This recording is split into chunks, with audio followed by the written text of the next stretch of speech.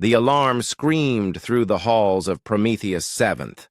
Commander Hyun-Soo Kim ran down the metal corridors, his boots hitting the floor with sharp sounds. Something was wrong. The monitoring station had been quiet for months, watching empty space, at the edge of human territory. "What do we have?" Hyun-Soo asked as he burst into the communications room. The screens were full of dancing lights and strange patterns. Dr. So-Min Park looked up from her computer. Her face was pale. "Commander, you need to see this. We're getting a signal from outside our galaxy." Hyun-Soo stopped. Outside their galaxy? That was impossible. No human had ever traveled that far. No alien had ever contacted them from such a distance. "Are you sure?" "The signal is coming from Andromeda Galaxy," So-Min said. Her fingers moved quickly over the controls. "It's not random noise. This is a real message sent by someone intelligent." Tae-Ho Lee, the station's computer expert, was working at another screen. Numbers and symbols flowed past his eyes. "Commander, the signal is using frequencies we've never seen before. It's also broadcasting on 43 different channels at the same time." Hyun-Soo felt his heart beat faster. This was first contact, but not like humans had imagined it. "Can you understand what they're saying?" So-Min shook her head. "Not yet, but I can tell it's not just one language.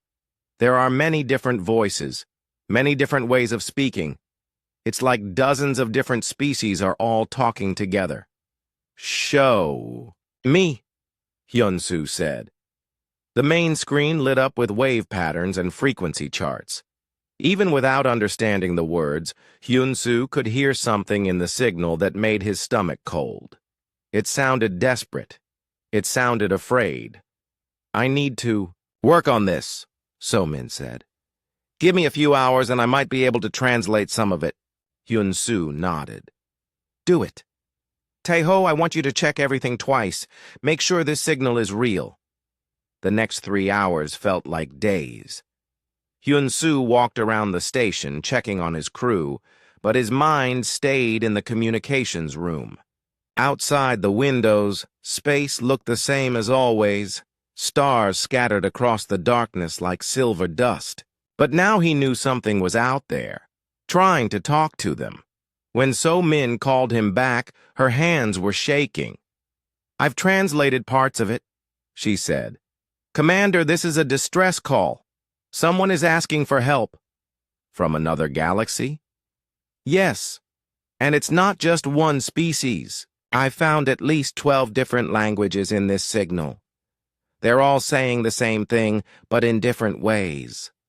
So-Min's voice became quiet. "They're dying."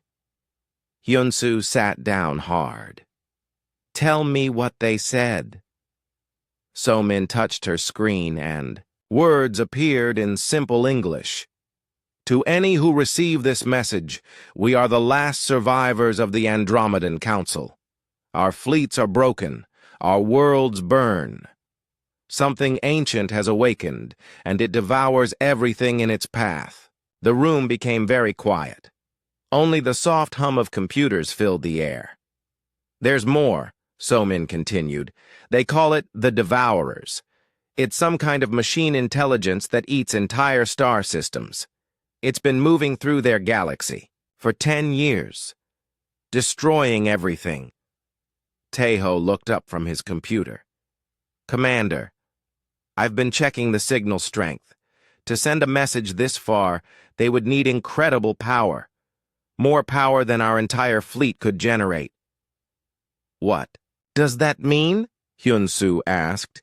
"It means they had amazing technology," Tae-Ho said. "And if something destroyed them, it must be incredibly dangerous." So-Min touched her screen again. More words appeared. "If there is mercy in the void, if there is hope among the stars, please remember us. Do not let our civilizations be forgotten. And beware, the Devourers learn from every world they consume. They grow stronger." Hyunsu stood up and walked to the window. Andromeda Galaxy was invisible to his eyes, but he knew it was out there. Millions of stars, billions of worlds, countless lives, all being destroyed by something so powerful it could eat entire solar systems. "Is there more to the message?" he asked. "Coordinates," So-Min said. "They sent the location of their last safe world, and they sent something else." She paused. "Technical data, ship designs, weapon specifications, information about their science." "Why would they do that?" "I think they want whoever finds this message to be ready, to have a chance against the Devourers if they ever come here." Hyunsu turned back to his crew. Both So-Min and Tai-Ho were looking at him with wide eyes. They understood what this meant. Humanity was no longer alone in the universe, but their new neighbors were all dead or dying. "How long ago was this message sent?" Hyunsu asked. Tai-Ho checked his calculations. "About 6 months ago. It took that long to travel here, even at the speed of light. So by now, they might all be gone." So-Min finished quietly. Hyunsu made his decision. "Send everything to Earth. Full priority transmission. The government needs to know about this immediately." "What should we tell them?" Tai-Ho asked. Hyunsu looked at the translated message on the screen. Somewhere in another galaxy, entire civilizations had fought and died against an enemy beyond imagination. They had used their last moments to warn others, to give them a chance. "Tell them we just received humanity's first message from another galaxy," Hyunsu said. "Tell them it's a cry for help, and tell them we might be the only ones left who can answer it." As Tai-Ho began transmitting the data to Earth, So-Min continued working on the message. There were still parts she hadn't translated, more languages to decode, more information to understand. "Commander," she said without looking up from her work, "what if the Devourers don't stop with Andromeda? What if they come here next?" Hyunsu didn't answer immediately. He looked out at the stars again, thinking about Earth, about humanity's small colonies, about the billions of people who had no idea their universe had just become much more dangerous. "Then we'll be ready," he said finally. "We have to be." Ifke signal continued to flow through their computers, carrying the last words of dying civilizations across the empty space between galaxies. And on a small monitoring station at the edge of human space, 3 people worked through the night to understand a message that would change everything. The universe was no longer a place of quiet exploration and peaceful expansion. It had become a battlefield, and humanity had just learned they might be next. President Namgil Choi sat at the head of the long table in the emergency council chamber. Through the windows of the Earth Government Building, he could see the lights of New Geneva spreading into the distance. Somewhere up there, beyond the atmosphere, the message from Andromeda was still being studied by the best minds humanity had. The council chamber was full. Representatives from every nation, every colony, every major corporation sat around the curved table. The air felt heavy with worry and argument. "The signal is real," Admiral Sun Hee-Kong said, standing near the large display screen. "Our best scientists have confirmed it. An entire galaxy is being destroyed, and they sent us a warning." Defense Minister Dong-Woo Shin shook his head. "A warning, yes, but also a target. If these Devourers destroyed civilizations far more advanced than us, what makes anyone think we could help?" "Because someone has to try," Sun Hee replied. Her voice was firm and strong. "These beings used their last breath to warn us. They shared their knowledge with us, We can't just ignore that. Around the table, other voices joined the argument. Colony Representative Maria Santos worried about leaving Earth undefended. Corporate leader James Chen talked about the cost of building an intergalactic fleet. Military advisor Captain Torres spoke about the impossibility of fighting something that could destroy star systems. Namgil listened to them all, but his mind was on the translated message they had all read. 12 different species, working together even as they died, trying to save others they would never meet. What did that say about who humanity should be? Mr. President, said philosopher Min-Ho Baek, speaking from his seat near the window, this is not just about military strategy or economics. This is about what kind of species we want to be when we take our place among the stars. We can't take our place anywhere if we're all dead, Dongwu replied sharply. Building ships to travel to another galaxy would take years. By the time we got there would be nothing left to save. Sun He touched her tablet and new images appeared on the screen. That's not necessarily true. We've been working on new technology. Engineer Boram Yu at Luna Station has developed something called quantum fold drive. It could cut travel time dramatically. Theoretical technology, Dongwu said. Unproven. Dangerous. All great advances start as theories, Min-Ho said quietly. The question is whether we have the courage to make them real. Namgil raised his hand and the room became quiet. I want to hear from Boram Yu herself. Bring her in. A few minutes later, a young woman with oil-stained coveralls walked into the chamber. Boram looked nervous as she faced the most powerful people on Earth, but her voice was steady when she spoke. The quantum fold drive works by bending space-time, she explained. Instead of traveling through space, we fold space to bring our destination closer. In theory, it could get us to Andromeda in 3 months instead of 3,000 years. In a theory, Dongwu repeated.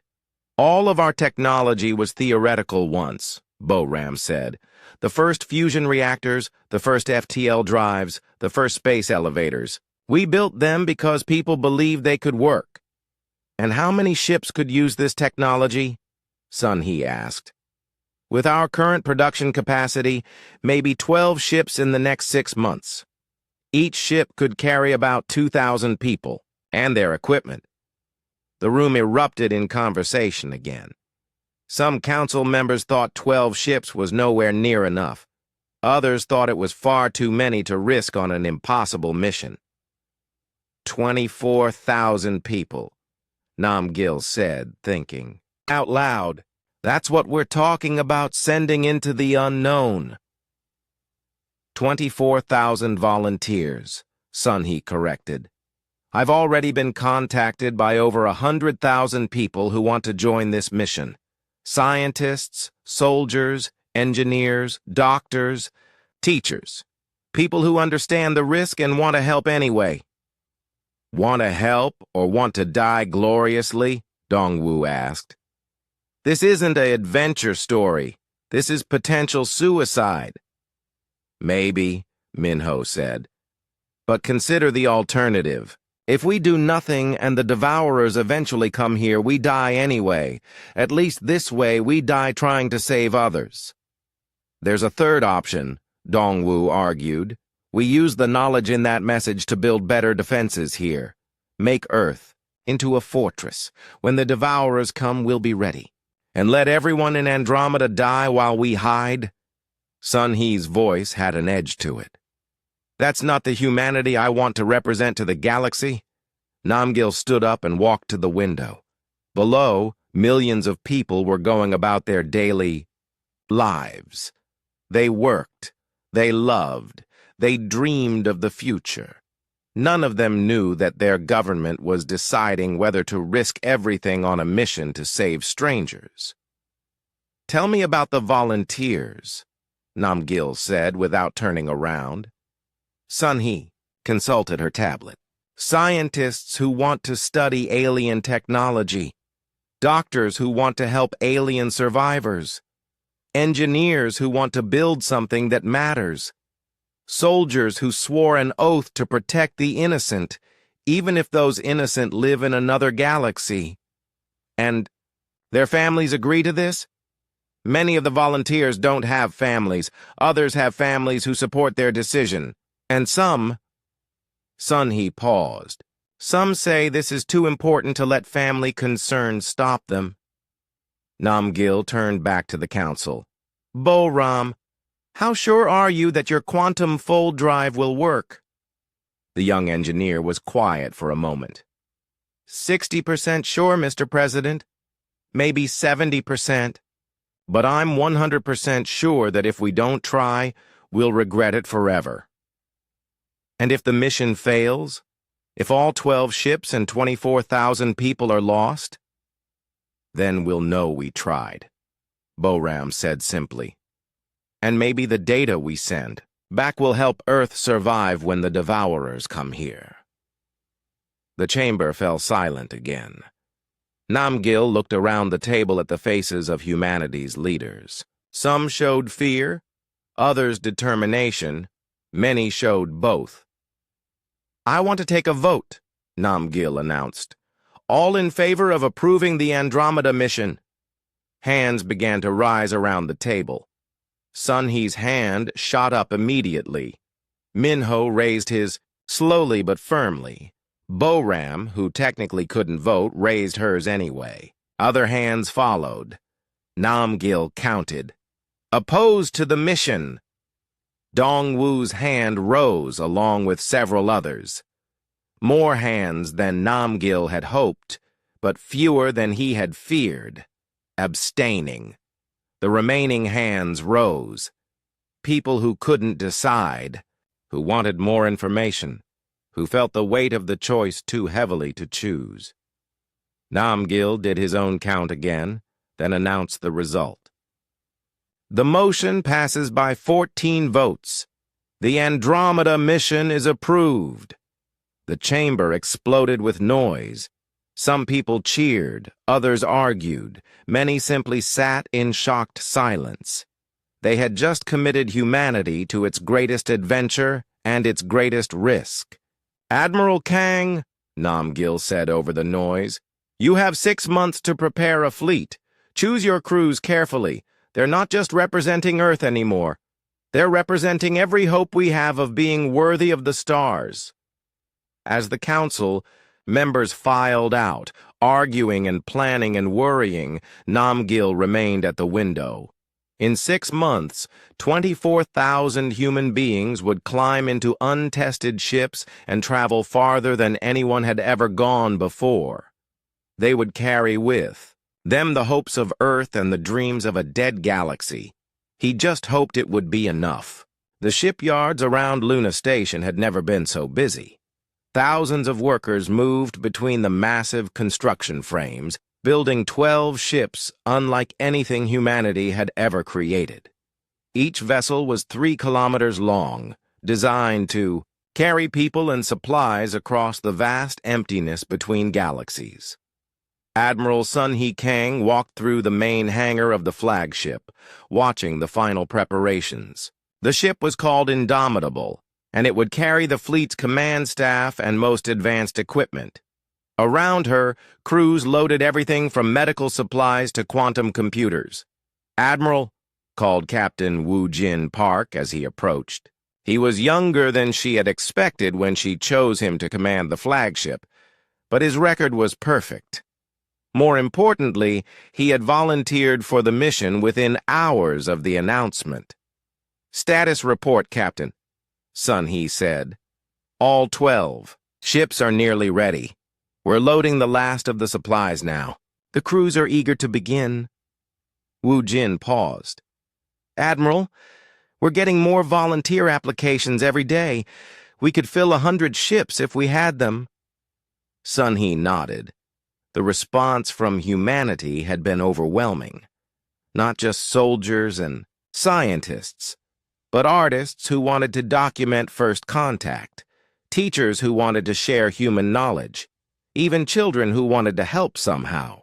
They had to turn away far more volunteers than they could accept. "How's the crew morale?" she asked. "High. Nervous, but high. Everyone knows the risks, but they also know the importance." Wu Jin gestured toward a group of technicians installing new equipment. "Engineer Boram Yu has been working with every ship's engineering team. They understand the quantum fold drives better than anyone expected." Through the hangar's observation windows, Sun He could see Earth hanging in space like a blue marble. In 3 days, they would leave that beautiful world behind and travel farther than any human had ever gone. Many of them would probably never see Earth again. "Admiral Kang to the communications center," announced a voice over the shipyard's speakers. Sun He made her way to the comm center, where Dr. So-Min Park was working with a team of linguists and computer specialists. The room was full of screens showing alien symbols and translated text. "What do we have, Doctor?" Sun He asked. So-Min looked up from her work. She had been studying the Andromedan message for months now, learning more about the dying civilizations. With each passing day, "We're still receiving fragments of the original signal. The transmissions are getting weaker, but they're still there." "What do they say?" "Mostly updates on the situation. It's getting worse." So-Min brought up a new translation on her screen. "3 more star systems went dark last week. The resistance forces are scattered across maybe a dozen worlds now." Sun He felt her heart sink. Every day they spent preparing was another day those people spent dying. "Any good news?" "Actually, yes. I've been analyzing the technical data they sent us. These civilizations were incredibly advanced. Their computer technology, their energy systems, their medical knowledge, all of it is centuries ahead of ours. But it wasn't enough to stop the Devourers. No. But it might be enough to help us fight them. And there's something else." So-Min highlighted a section of text. "I found references to previous attacks. This isn't the first time the Devourers have awakened. They seem to operate in cycles, sleeping for millions of years between attacks." "How many cycles?" "At least 3 that I can identify. Maybe more.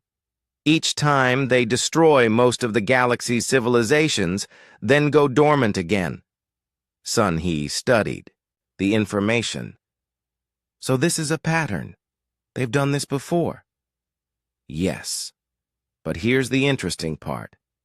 Each time, some civilizations survive. Not many, but some. And they rebuild, they grow, they advance, until the next awakening. What makes the survivors different?" So-Min shook her head. "I don't know yet, but I think finding out might be the key to beating them." From across the hangar came the sound of marching feet. Sun He looked out to see Tactical Officer Young Mi Han leading a group of Marines through combat drills. Young Mi had been chosen to coordinate the fleet's military responses, and she was making sure every soldier was ready for unknown forms of warfare. "Any word from Chief Medical Officer Kyung-Ho Jang?" Sun He asked. "He's been working with the alien medical data," So-Min replied, "trying to understand how to treat species we've never encountered. He's also preparing for the possibility that we might find survivors who need immediate care." Sun He watched the activity around her. Engineers testing quantum fold drives, scientists studying alien technology, soldiers preparing for battles they couldn't imagine, doctors learning to heal species they had never seen, all of them volunteers, all of them ready to risk everything for people they had never met. "Dr. Park," she said, "I want you to prepare a message to send back to the Andromeda signal sources." "What should it say?" Sun He thought for a moment. "Tell them help is coming. Tell them Earth has received their message and is responding. Tell them to hold on a little longer. Admiral, by the time our message reaches them, we'll already be there. I know. But maybe someone will still be alive to receive it.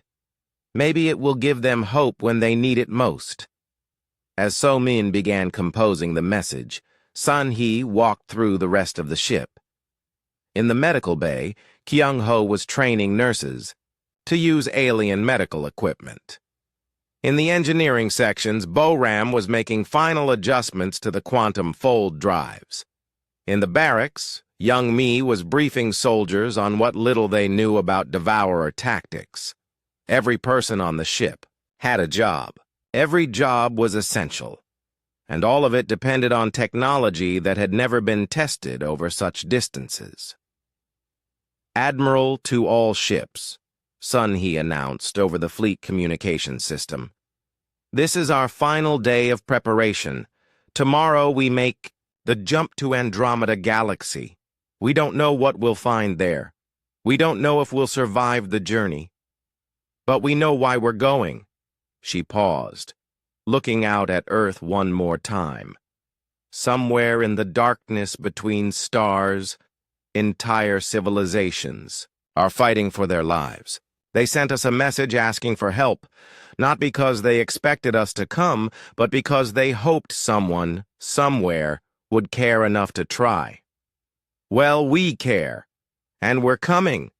The communication system crackled with responses from all 12. Ships, thousands of voices, all saying the same thing in different ways. They were ready. Fleet departure is scheduled for 800 hours tomorrow, Sun-hee continued. Get some rest. Say goodbye to home. And remember, we're not just representing Earth anymore. We're representing the idea that intelligent beings should help each other no matter how far apart they are. As night fell over the shipyards, the final preparations continued. Cargo holds were sealed. Navigation systems were calibrated. Families said goodbye to their loved ones through video screens. And in the communications center, a message traveled toward Andromeda Galaxy at the speed of light. This is Admiral Sun-hee Kang of the Earth Defense Fleet. We have received your distress call. Help is coming. Hold on. It would take 2.5 million years for that message to reach its destination. But the ships carrying it would be there in 3 months, powered by humanity's newest and most dangerous technology. The Zhenlao, greatest adventure in human history, was about to begin. The quantum fold jump felt like dying and being reborn in the same instant. Captain Woojin Park gripped his command chair as reality twisted around the Indomitable. Space folded in ways that hurt to think about. And for a moment, that lasted. Forever, the ship existed everywhere and nowhere at once. Then it was over. The stars outside the bridge windows were different, strange constellations that no human had ever seen. They had traveled 2.5 million light-years in 3 months, crossing the vast emptiness between the Milky Way and Andromeda galaxies. "Status report," Woojin called out, his voice steady despite the strange feeling in his stomach. "All systems operational," reported his navigation officer. "We're in the outer rim of Andromeda Galaxy, coordinates matching the distress signal. Communications. Any response to our arrival?" "Nothing yet, Captain. Space seems very quiet." Too quiet, Woojin thought. He looked at the tactical display where young Mi-han was studying sensor readings. "What do you see out there, Lieutenant?" Young Mi's face was grim. "Captain, you need to look at this." The main screen lit up with a view of space that made everyone on the bridge go silent. Where there should have been bright stars and bustling solar systems, there was mostly darkness. Entire regions of space were black, as if something had eaten the light itself. "Are those dead stars?" asked the navigation officer. Worse, Young Mi replied. According to our sensors, those stars don't exist anymore. Something removed them completely. Admiral Sun Hee Kang's voice came over the communication system. From her command ship. All vessels, report your status and observations. One by one, the 12 ships of the human fleet checked in. All had survived the quantum fold jump. All were seeing the same thing. A galaxy that had been partially devoured. Admiral, Wu Jin reported, we're detecting massive debris fields, ship fragments, pieces of space stations, entire asteroids that have been broken apart. This wasn't just a war. This was systematic destruction. Any signs of life? Scanning now. Young Mi worked her controls, sending sensor beams deep into space. I'm picking up some energy signatures. Very faint, but they might be artificial. Set course for the strongest signal, Sun Hee ordered. All ships, stay together. We don't know what's still active out here. As the fleet moved deeper into Andromedan space, the signs of devastation became clearer. Entire solar systems had been stripped clean. Planets existed as empty shells, their atmospheres and oceans gone. Space. Stations drifted as twisted metal, their crews long dead. How could anything do this? Whispered the communications officer. Dr. So-Min Park, who was working on the bridge to analyze any signals they found, looked up from her console. According to the original message, the Devourers don't just destroy, they consume. They take the matter and energy of everything they touch and use it to grow stronger. Like a virus, Wu Jin said. Exactly. But a virus that eats planets. 2 days into their journey through the devastated galaxy, they found the source of the energy signature. Hidden in an asteroid field was a small space station, its lights flickering weakly. As they approached, their communications system suddenly crackled to life. Unknown ships, identify yourselves immediately or we will fire, came a voice speaking in a language none of them recognized. So-Min worked frantically at her translation equipment. After a few minutes, she had programmed the computer to convert the alien language into English and human speech into the alien tongue. This is Captain Wu Jin Park of the human fleet from the Milky Way galaxy, Wu Jin announced. We received your distress signal and came to help.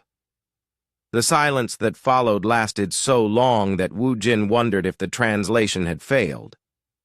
Then the alien voice returned, sounding shocked. Did you say Milky Way galaxy? You traveled between galaxies to answer our call? Yes, we're here to help in any way we can. Another long pause. Then, I am Velkaris of the Thylorian Republic, or what's left of it. You actually came. After all this time, someone actually came. The emotion in the alien's voice was unmistakable, even through the translation system. Relief, hope, and something that sounded like tears. Velkaris, we need to know what we're facing. Can you tell us about the Devourers? Not over open communications. It's not safe. Can you come aboard? I'll dock with your ship. 20 minutes later, Wu Jin stood in the Indomitable's main hangar, watching as an alien stepped out of a small shuttle. Velkaris was tall and thin, with blue skin and large eyes that seemed to hold the weight of terrible memories. This was humanity's first face-to-face contact with an alien intelligence, and it was happening in a war zone. Welcome to Andromeda Galaxy, Velkaris said, the translation device converting his words into English. Though I wish you had come during better times. Admiral Sun Hee had transported over to join the meeting. Tell us what happened here. Velkaris gestured for them to follow him to a conference room. As they walked, he spoke quietly. 10 years ago, we detected massive objects moving through the galaxy. At first, we thought they were asteroids or comets. Then we realized they were artificial. By the time we understood what they were, it was too late. They sat around a table while Velkaris activated a holographic display. The image showed a three-dimensional map of Andromeda Galaxy, with large red areas marking regions of destruction. The Devourers are machines, but they're also alive in some way we don't understand. They're each the size of a small moon, and they move from system to system, consuming everything. Planets, asteroids, even the stars themselves. How many are there? Sun He asked. We counted at least 50 before our long-range sensors were destroyed. But they build more of themselves using the matter they consume. There might be hundreds now. Wu Jin studied the map. What about survivors? The original message mentioned resistance forces. Scattered across a dozen worlds, maybe fewer now. We've lost contact with most of the refugee stations. I've been alone here for 3 months, using this asteroid field to hide from Devourer scouts. Scouts? Smaller machines they send ahead to find new targets. If they find you, the main Devourers follow within days. Velkaris looked directly at Sun He. Admiral, I have to ask, why did you come?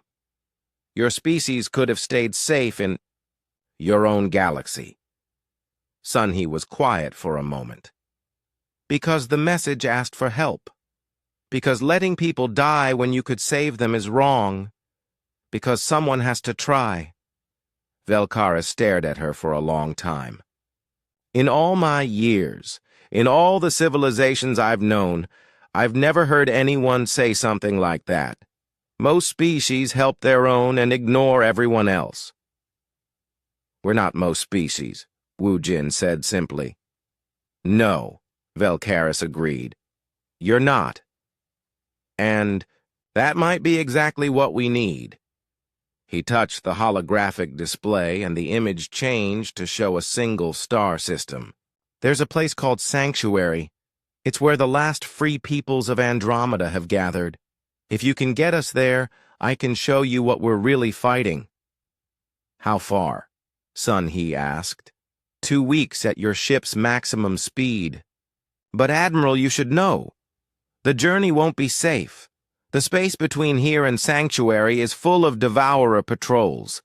They're not just hunting survivors anymore. They're hunting the survivor's memory. What does that mean? Velkaris's large eyes grew sad.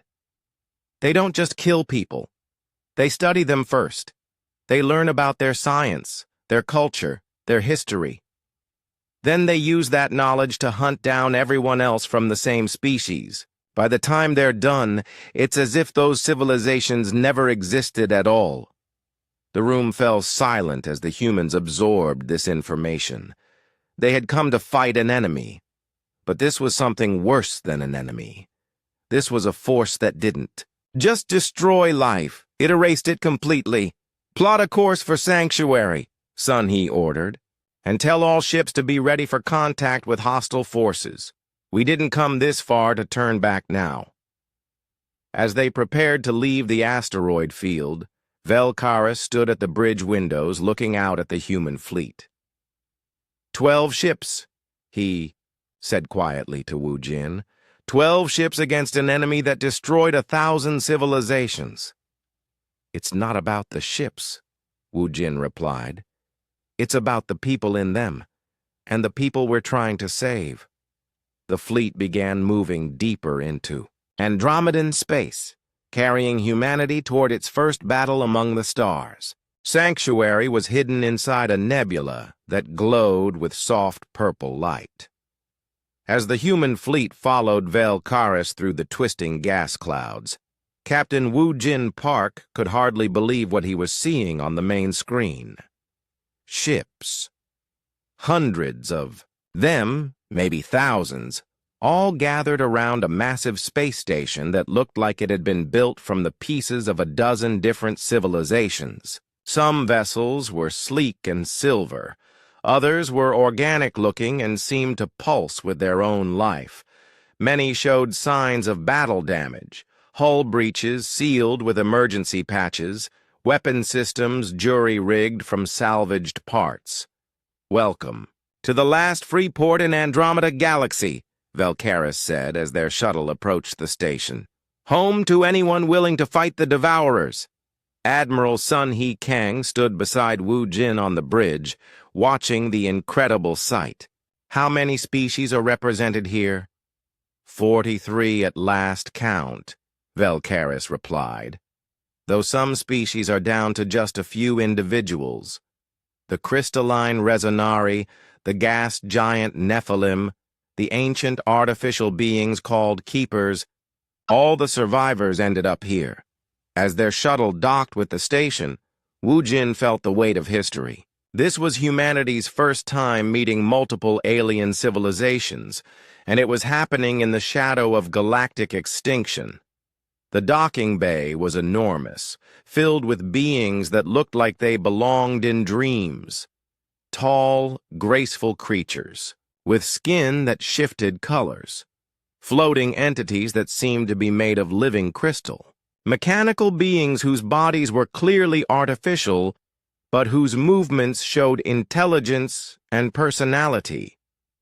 "Stay close," Velcaris advised as they walked through the crowd. "Most of these people have never seen your species before.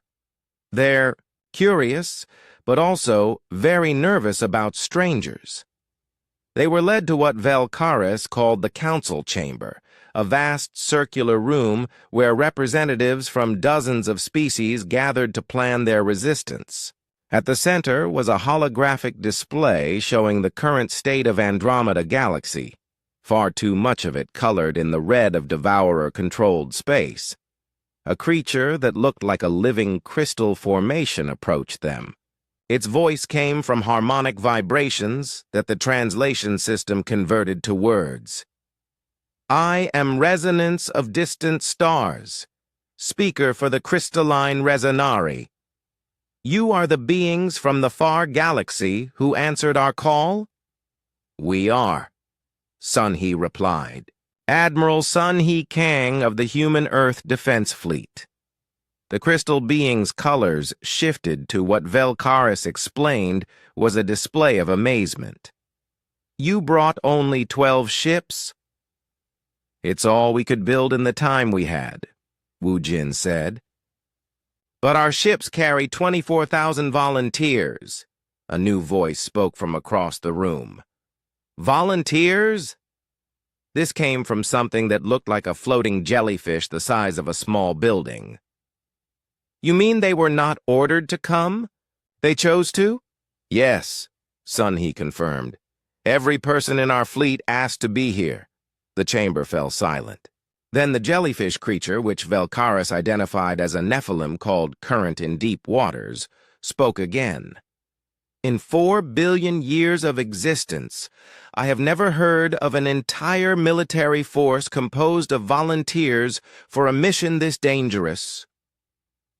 New figure approached the humans, clearly artificial, made of metal and synthetic materials, but moving with grace and purpose.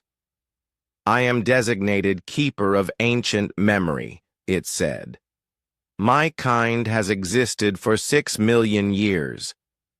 We have witnessed the rise and fall of countless civilizations. What you have done, traveling between galaxies to help strangers. This is unprecedented in our records."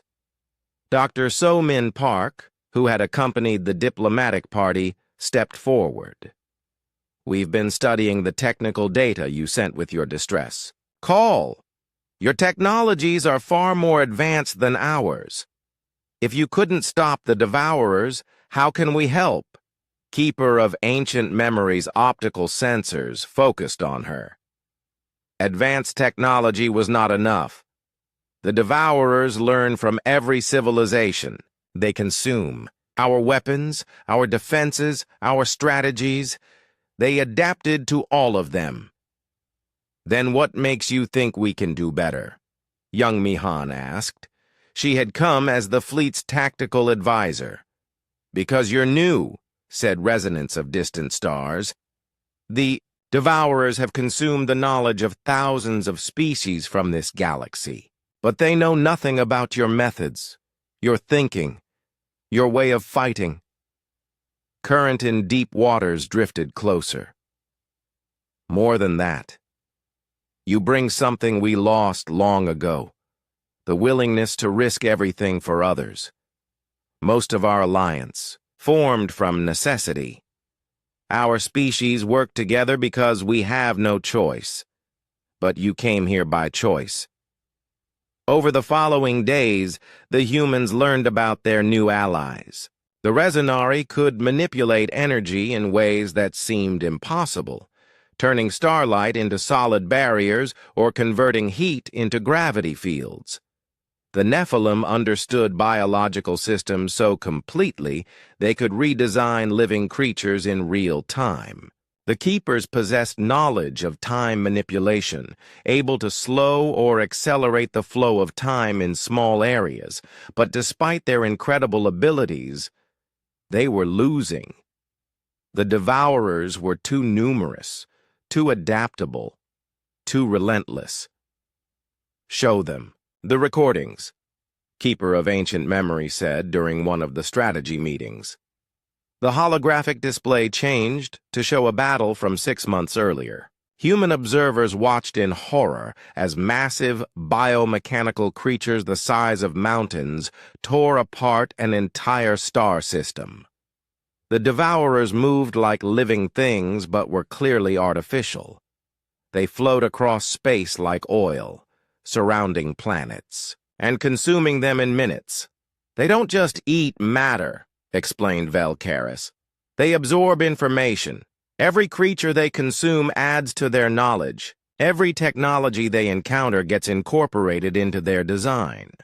Engineer Boram Yu had been studying the Alliance's technology during their time at Sanctuary. "I think I see the problem," she said during one meeting. "You've been fighting them the same way for millions of years. Traditional space battles, energy weapons, defensive formations.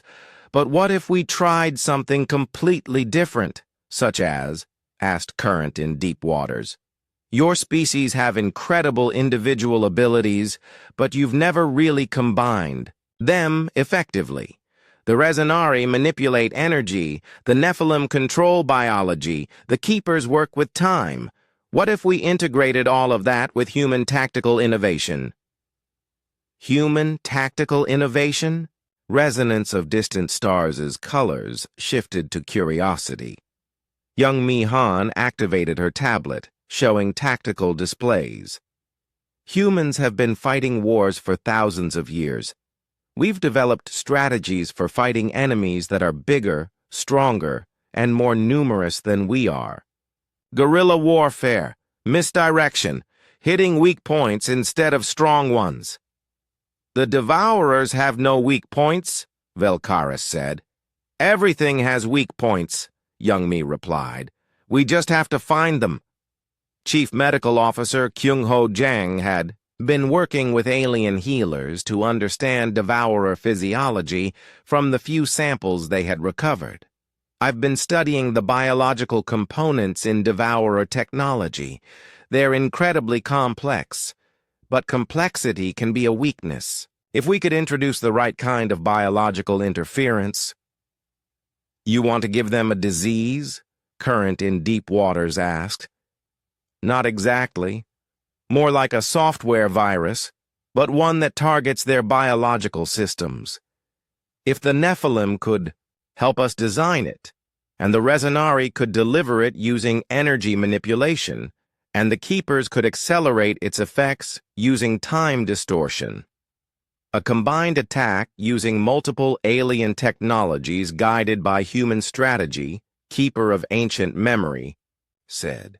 It is unexplored. It's dangerous, Velcaris added. If it fails, we expose ourselves for nothing. If we do nothing, we die anyway, Sun He pointed out.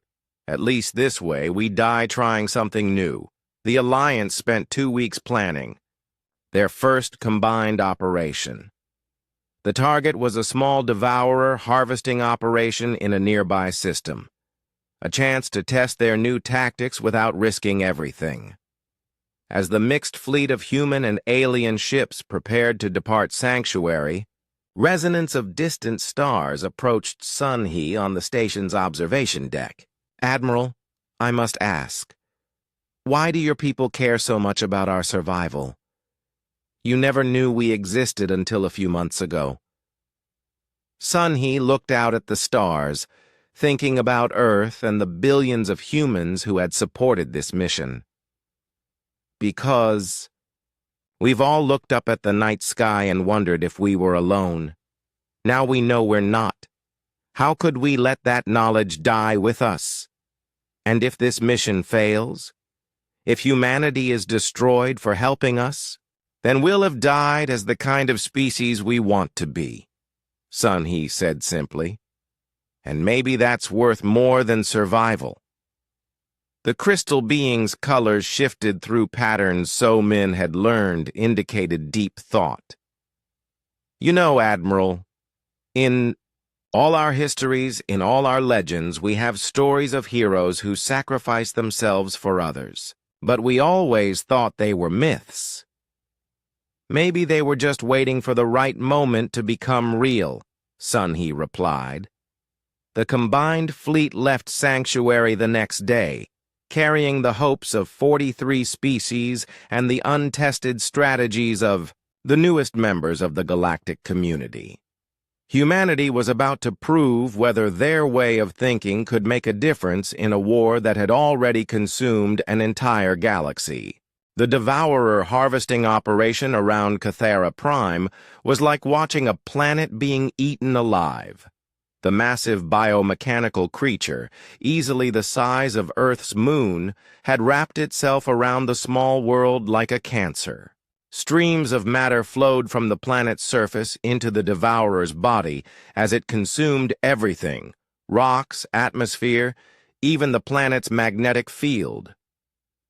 Captain Woojin Park watched from the bridge of the Indomitable as the combined fleet approached the system. Human ships flew alongside Resonari crystal vessels that sparkled like living diamonds. Nephilim bioships pulsed with organic light.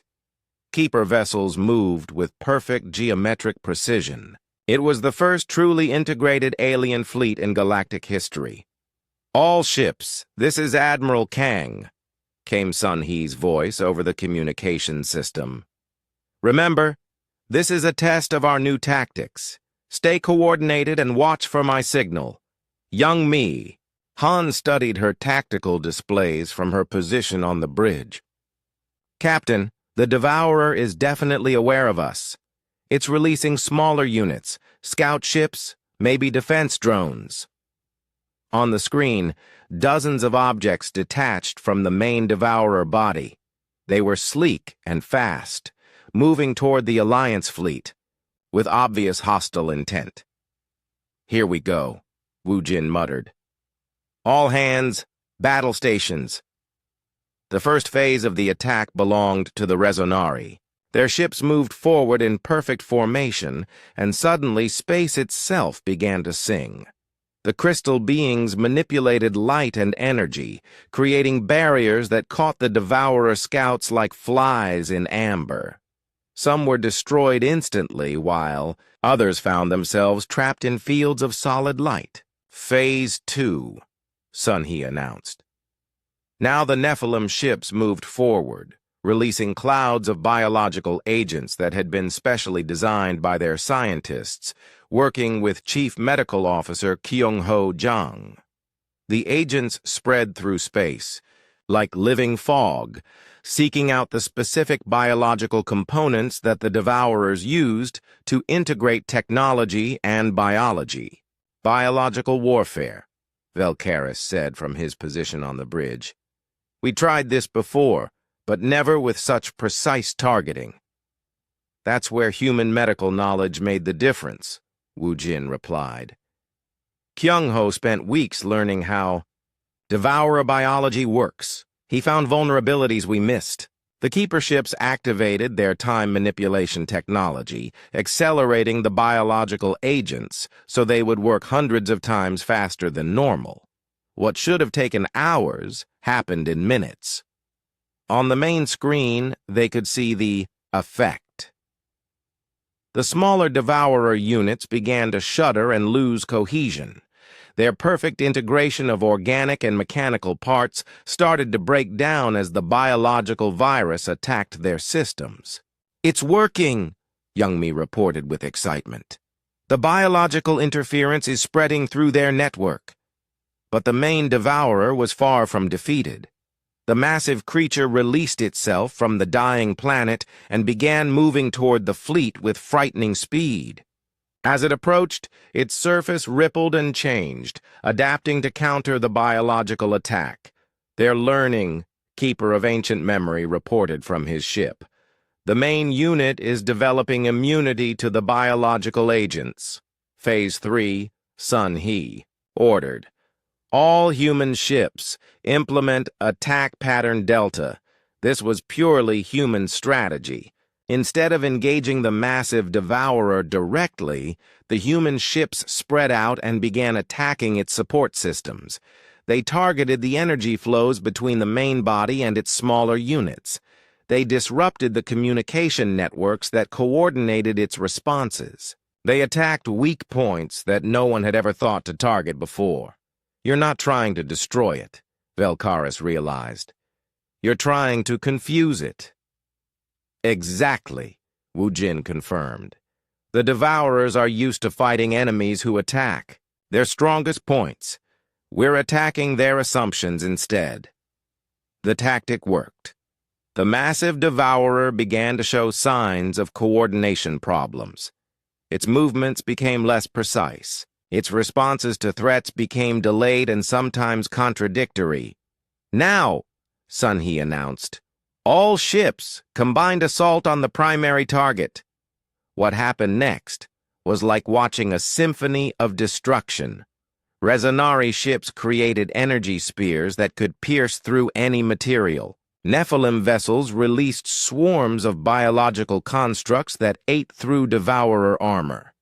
Keeper ships accelerated time around their weapons, making projectiles hit with impossible force, and human ships coordinated it all, using their tactical expertise to focus the assault on the most vulnerable points.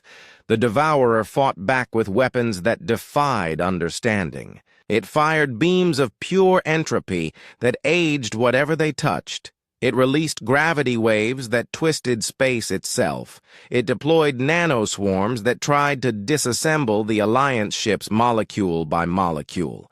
But for the first time in galactic memory, a Devourer was losing. "We need to board that thing," Wu Jin announced suddenly. "Captain?" Youngmi asked, not sure she had heard correctly. "Think about it. We're winning this battle, but we're not learning anything. If we can get inside and study how they work, maybe we can find a way to stop all of them." Sun He's voice came over the communications. "Wu Jin, did you just suggest boarding a Devourer?" "Yes, Admiral. We have the chance to gather intelligence that could change everything." There was a pause. Then, "Do it. Take a small team and see what you can learn. The rest of us will keep it distracted."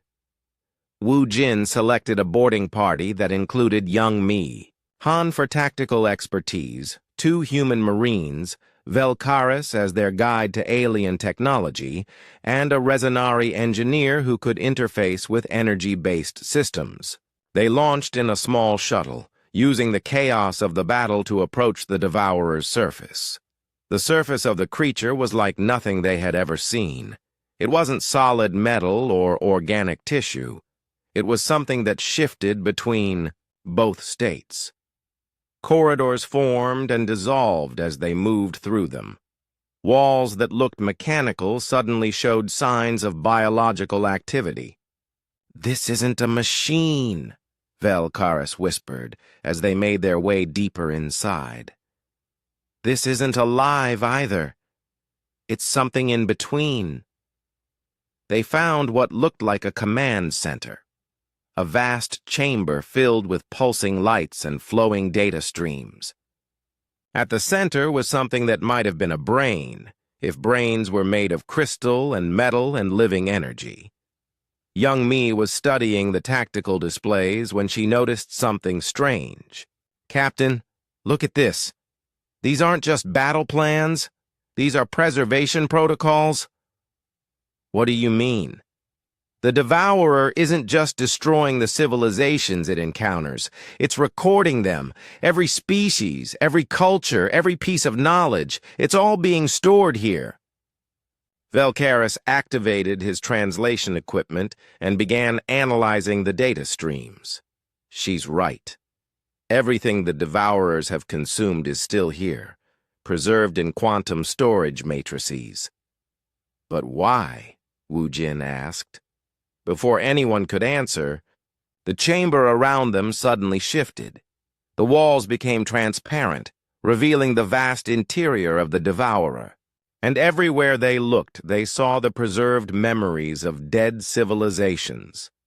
Entire cultures reduced to patterns of light and energy. A new voice spoke, coming from the crystalline brain at the center of the chamber. It was old beyond measure, tired beyond understanding. "You are new," the voice said. "Not from this galaxy. Why do you fight us?" "Because you're destroying innocent people," Young Me replied. "We preserve them. Before the greater darkness comes, we save what we can." "What greater darkness?"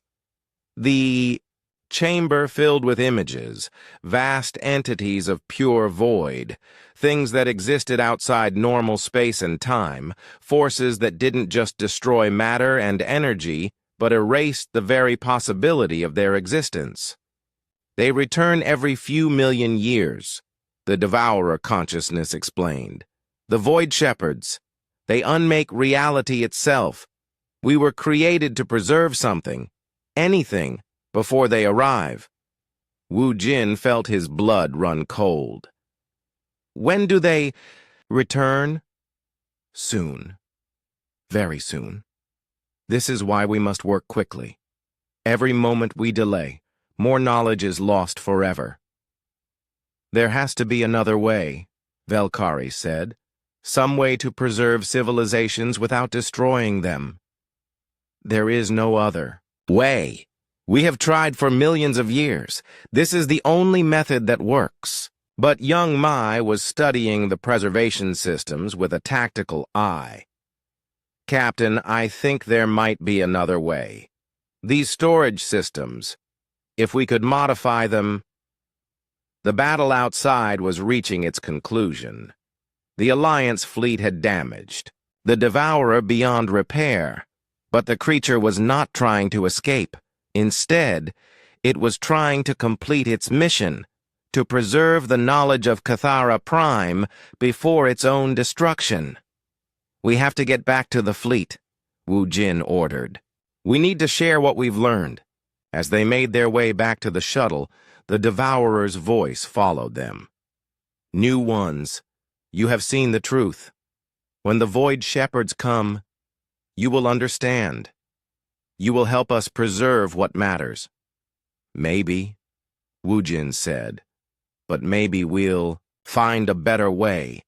They escaped just as the Devourer finally succumbed to the Alliance assault. As the massive creature died, it released all the stored knowledge of the civilizations it had consumed, millions of years of culture and science flowing into space like the final breath of countless worlds. Back on the Indomitable, Wu Jin faced Admiral Sun He and the other Alliance leaders via holographic communication. "Report, Captain," Sun He said. "We won the battle, Admiral, but I think we just learned that we're fighting the wrong war." The War Council at Sanctuary had never been so tense. Representatives from 43 species sat around the holographic display, studying the data that Captain Wu Jin Park's boarding team had recovered from the Devourer. The truth they had: Discovered was more terrifying than anyone had imagined. Dr. So Min Park stood at the center of the chamber, her translation equipment working overtime to decode the vast archives of information. "The Devourers weren't lying," she announced. "They really are trying to preserve civilizations, not just destroy them." Keeper of Ancient Memory processed the data streams with mechanical precision. According to these records, the pattern repeats every 2.7 million years. The Void Shepherds emerge from spaces between dimensions and begin consuming reality itself. Not just matter and energy, added resonance of distant stars, his crystal form flickering with disturbed patterns. They erase the very possibility that things ever existed. Complete ontological destruction. Admiral Sun Hee Kang felt the weight of cosmic horror settling on her shoulders. "How long do we have?" "Based on the astronomical markers in these files," Current in Deep Waters replied, his massive form pulsing with bioluminescent worry, "approximately 18 months before the Void Shepherds reach this galaxy." The chamber erupted in dozens of alien languages as species representatives argued among themselves. Some wanted to flee to other galaxies. Others demanded they continue fighting the Devourers. Many simply sat in stunned silence. "There's more," So Min continued, raising her voice above the chaos. "The Devourers weren't originally machines. They were a coalition of organic species, like us. They volunteered to be converted into preservation matrices to save their civilizations from the last Void Shepherd incursion. Velcaris, who had been silent since their return from the Devourer boarding mission, finally spoke. "You mean they were once people like us, and they chose to become those things?" "They chose to sacrifice their individuality to preserve the knowledge of their entire galaxy," So Min confirmed. "But something went wrong. The conversion process damaged their ability to distinguish between preservation and destruction." Engineer Bo Ram Yu had been studying the technical specifications of the Devourer preservation systems. "I think I understand the problem. Their storage technology works, but it requires the complete breakdown of the original matter to create the quantum storage matrices. They literally have to destroy something to preserve it." Young Mi Han, still processing what she had witnessed inside the Devourer, shook her head. "But there has to be another way. Some method that doesn't require killing everyone you're trying to save." "Perhaps there is," Keeper of Ancient Memory said slowly. His ancient processors were analyzing possibilities at incredible speed. "The quantum fold technology that brought you here from your galaxy, it manipulates space-time in ways that might be applicable to creating barriers." Boram's eyes lit up with sudden understanding. "You're talking about using quantum fold technology to create a barrier that could keep the Void Shepherds out entirely." "Theoretically possible," the Keeper confirmed, "but it would require enormous amounts of energy and the cooperation of both the Alliance and the Devourers." "The Devourers will never cooperate," Velcaris said bitterly. "They've been following their programming for millions of years. They can't change." "Maybe they can," Dr. So Min said thoughtfully. "The Devourer consciousness we spoke to seemed tired, sad. What if they want to stop but don't know how?" President Namgil Choi's voice suddenly filled the chamber as a message arrived from Earth.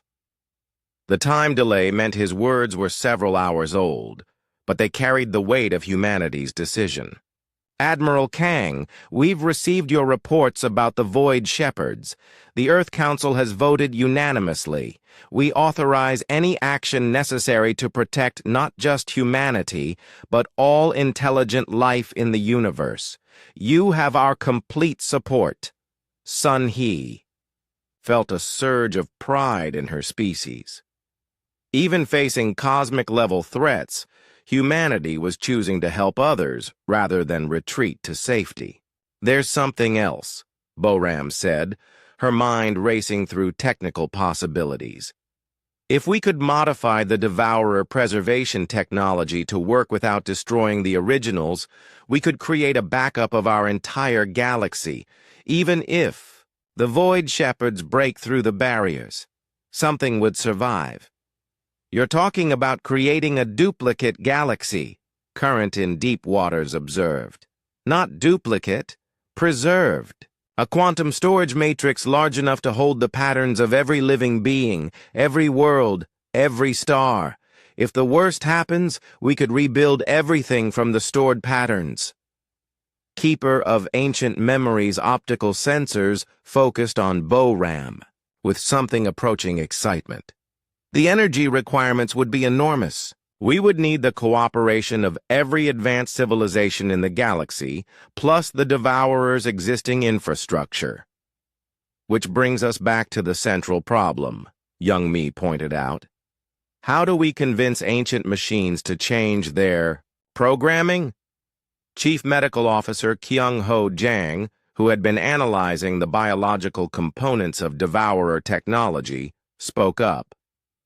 "Maybe we don't convince them. Maybe we show them." "What do you mean?" Sun He asked. "The Devourers preserve civilizations because they believe it's the only way to save something from the Void Shepherds. But what if we could demonstrate a better method? What if we could prove that our quantum barrier technology could actually stop the Void Shepherds?" "That's incredibly dangerous," Velkaris warned.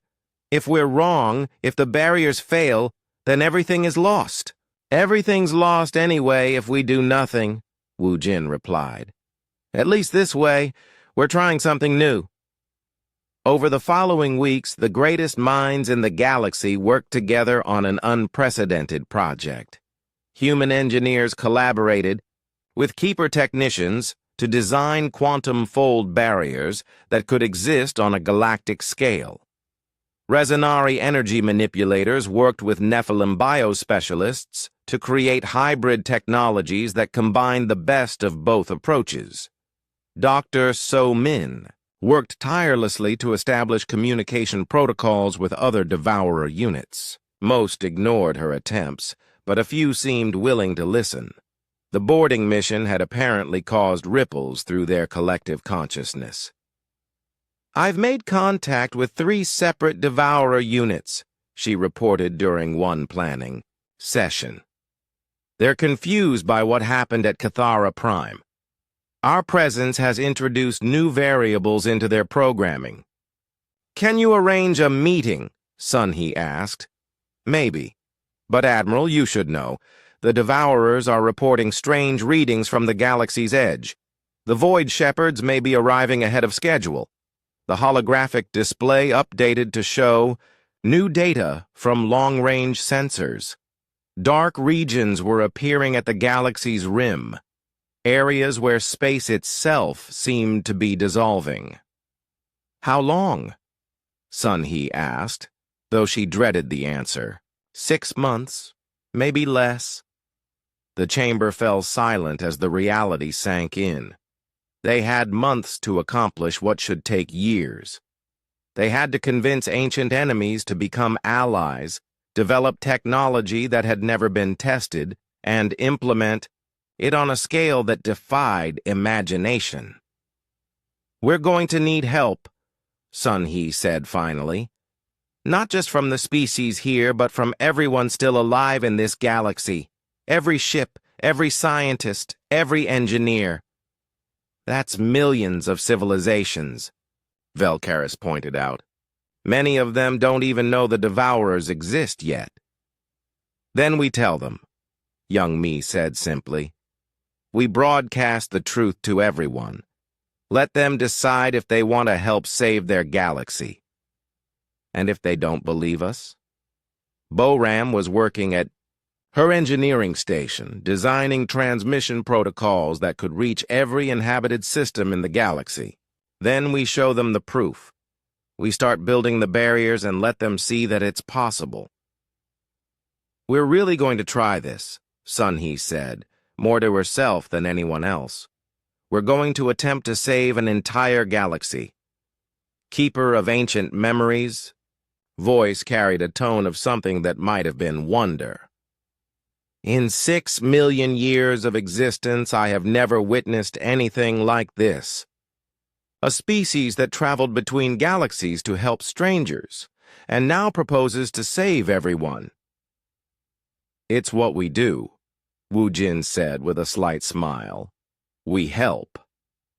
As the meeting broke up, and representatives returned to their ships to begin the enormous task ahead, resonance of distant stars approached Admiral Kang. Admiral, I must ask, do you truly believe this will work? Sun-Hee looked out at the swirling lights of the nebula that hid Sanctuary. I believe it's worth trying, and sometimes that's all you need. The message that went out from Sanctuary that day was simple. To all intelligent beings in Andromeda Galaxy, we have discovered a threat to all existence, and we have a plan to stop it. Join us, and help us save everything we are. The response was immediate and overwhelming. Ship. After ship began arriving at Sanctuary, scientists, engineers, soldiers, teachers, artists, millions of beings from thousands of species, all united by the simple desire to survive and to help others survive. Humanity had come to Andromeda to answer a distress call. Now they were leading the largest cooperative effort in galactic history. The question was whether it would be enough. The Quantum Fold Barrier was the largest construction project in galactic history. Millions of ships from thousands of species worked together, building massive relay stations that would create a protective field around the entire galaxy. At the center of it all, Admiral Sun-Hee Kang coordinated the most complex operation ever attempted. Barrier grid at 60% completion, Engineer Bo-Ram Yu reported from her position on the Indomitable. Around her, screens showed the progress of construction teams scattered across hundreds of star systems. But Admiral, we're running out of time. Through the bridge windows, they could see the evidence of approaching doom. The edge of the galaxy was dissolving, reality itself being consumed by forces that existed outside normal space and time. The AE Void Shepherds had arrived early, and they were moving faster than anyone had predicted. Status on Devourer cooperation? Sun-Hee asked. Dr. So-Min Park looked up from her communication station. I've established contact with 47 Devourer units. Most are willing to help, but they're struggling with their programming. Millions of years of preservation protocols are hard to override. Commander Hyun-Soo Kim, who had arrived from Earth with additional human ships just weeks earlier, studied the tactical displays. The Void Shepherds have consumed 12 star systems in the Outer Rim. At their current rate of advance, they'll reach the core systems in 6 weeks. And our barriers? We'll be ready in 8 weeks if we're lucky. Sun-Hee closed her eyes for a moment, feeling the weight of an entire galaxy's survival on her shoulders. Options? Captain Wu Jin Park stepped forward. We need to slow down the Void Shepherds. Buy time for the barrier construction to finish. How do you fight something that erases the possibility of existence? The same way we've been fighting everything else, Tactical Officer Young-Mi Han said. By trying something new. The plan they developed was desperate and unprecedented. Instead of trying to destroy the Void Shepherds, they would attempt to communicate with them. If the Devourers could be reasoned with, perhaps these cosmic entities could be as well. It's incredibly dangerous, Chief Medical Officer Kyung-Ho, Zhang warned. Just getting close to them could result in our complete erasure from reality. But if we can establish contact, if we can make them understand what we're trying to do... So Min's voice trailed off as she considered the possibilities. We need a volunteer, Sun He announced. Someone to take a small ship into Void Shepherd territory and attempt first contact. I'll go, Wu Jin said immediately. Captain, this isn't a military mission. This is a diplomatic one. We need someone who understands communication, not combat. Then, I'll go, Somin said quietly. This is what I do. I talk to alien intelligences. The room fell silent as everyone considered what she was proposing. Dr. Somin Park, the linguist who had first decoded the Andromedan distress call, was volunteering to fly into the void and attempt to negotiate with forces that could erase her from existence. You won't be going alone, Sun He decided. Take a small team. Scientific observers, communication specialists, maybe a keeper who understands temporal mechanics. 2 days later, a small ship called Messenger left the construction zone and headed toward the galactic rim. Somin sat in the pilot's seat, surrounded by equipment that could translate any known form of communication. Behind her, Keeper of Ancient Memory worked with human technicians to monitor reality distortions. If the Void Shepherds began to erase their ship, they would have microseconds to escape. We're approaching the boundary zone, Somin announced as space around them began to look wrong. Stars flickered in and out of existence. Planets appeared and vanished. The fundamental laws of physics seemed to be suggestions rather than rules. Contact in 3, 2, 1. The Void Shepherd was unlike anything in their worst nightmares. It existed in dimensions that shouldn't be possible, a writhing mass of unreality that hurt to look at directly. As they approached, Somin felt pieces of her memory beginning to fade. Her childhood, her education, her reasons for being here. All of it started to dissolve. Emergency protocol activated, Keeper of Ancient Memory announced, using his temporal manipulation abilities to slow time around their ship. Dr. Park, you have perhaps 30 seconds before the erasure effect becomes irreversible. Somin activated every communication system they had brought. Radio waves, quantum entanglement, harmonic resonance, even direct neural interface attempts. For 29 seconds, there was nothing. Then, in the last instant, before retreat, something responded. The voice that filled their ship was the sound of endings, of things that never were and could never be. But it was a voice, and it spoke in concepts that their translation systems could barely process. Small things that insist on being. Why do you approach the cleansing? We want to understand, Somin managed to say before Keeper of Ancient Memory pulled them back to safety. We want to know why you destroy. But they were already gone, fleeing back toward the galaxy's center as reality reasserted itself around their ship. The conversation had lasted less than a minute, but it was enough. They can be communicated with, Somin reported to the Alliance leaders. And they think what they're doing is necessary. They called it cleansing. Cleansing of what? Sun He asked. I don't know. But maybe we can find out. The breakthrough came from an unexpected source. Vel Karis, studying the ancient devourer, archives discovered references to previous cycles that painted a different picture of the galaxy's history. The Void Shepherds aren't destroyers, he announced during an emergency council session. They're gardeners. What?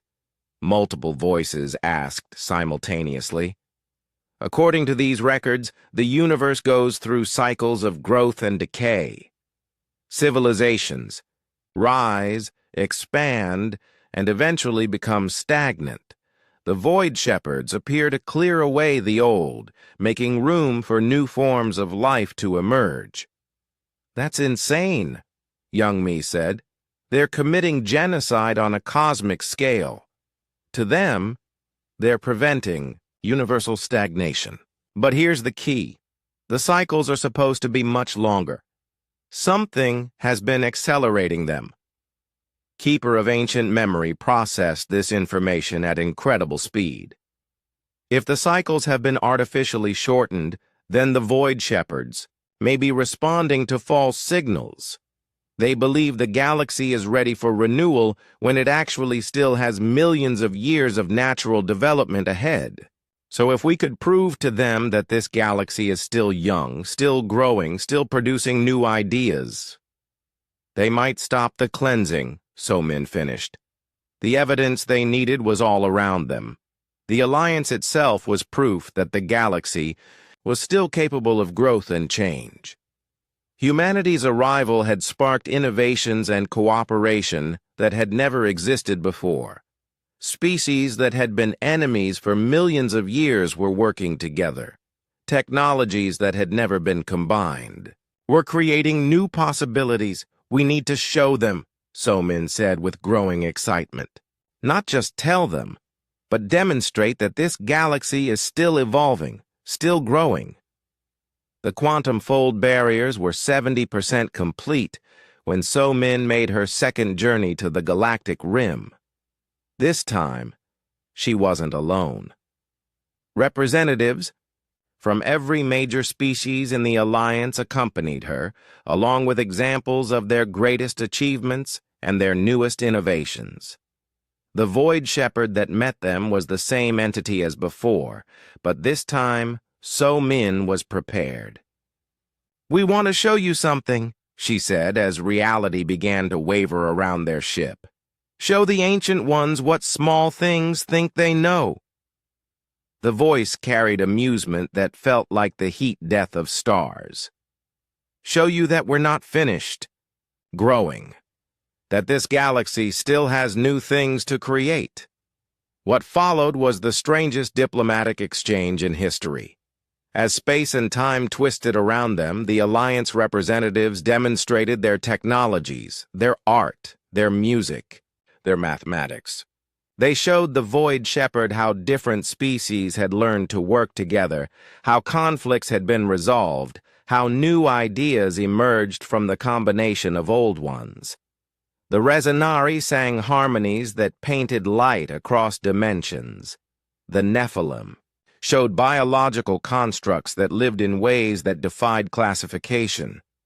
The Keepers shared mathematical proofs that revealed new aspects of temporal mechanics. And the humans showed adaptability, the ability to take old problems and find completely new solutions. "This is unexpected," the Void Shepherd said, its voice carrying notes of confusion. "The patterns suggest stagnation, but these demonstrations show continued growth." "Because the patterns are wrong," So Min explained. "Something has been corrupting the data you use to determine when a galaxy needs renewal." The revelation came slowly. The Void Shepherds operated based on cosmic scale observations, watching for signs that civilizations had stopped growing. But the Devourers, in their attempts to preserve knowledge by consuming civilizations, had been artificially creating the appearance of galactic stagnation. The preservation machines disrupt natural development, the Void Shepherd realized. They create false indicators of terminal decline. Yes, and we can prove it. Back at the construction sites, the quantum fold barriers reached completion just as the Void Shepherds paused their advance. The massive entities hung at the galaxy's edge, no longer consuming but